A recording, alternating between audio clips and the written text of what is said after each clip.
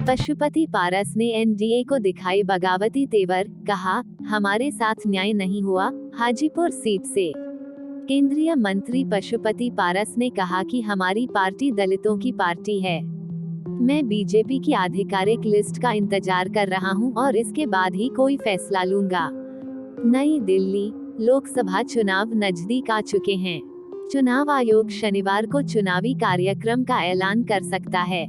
इससे पहले सभी दल अपने किले मजबूत करने में लग गए हैं।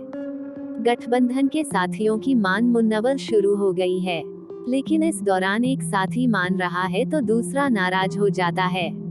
अभी यह माहौल बिहार में एनडीए के साथ दिखाई दे रहा है।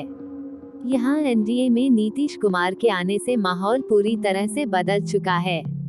मैं एनडीए का बहुत छोटा सा हिस्सा पशुपति पारस।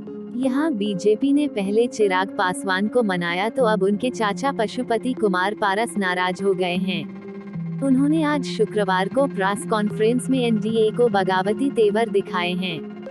पशुपति पारस ने कहा, मैं प्रधानमंत्री नरेंद्र मोदी का बहुत सम्मान करता हूँ।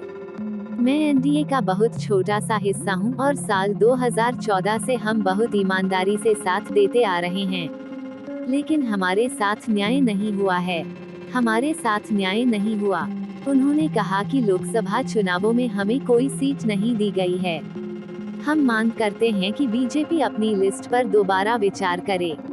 अगर ऐसा नहीं होता है तो हमारे सामने विकल्प खुला है। पशुपति पारस ने कहा कि हम बीजेपी और अपने साथी दलों की लिस्ट जारी होने का इंतजार कर रहे हैं, लेकिन मैं एक बार फिर कहूंगा कि हमारे साथ न्याय नहीं हुआ है।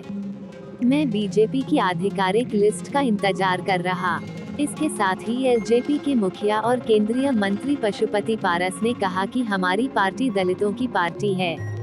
मैं बीजेपी की आधिकारिक लिस्ट का इंतजार कर रहा हूं और इसके बाद ही कोई फैसला लूंगा, लेकिन इतना तय है कि मैं हाजीपुर लोकसभा सीट से चुनाव अवश्य लड़ूंगा। उन्होंने कहा कि मेरे साथ मेरी पार्टी के 3 सांसद बैठे हैं और यह भी अपनी सीटों से चुनाव लड़ेंगे।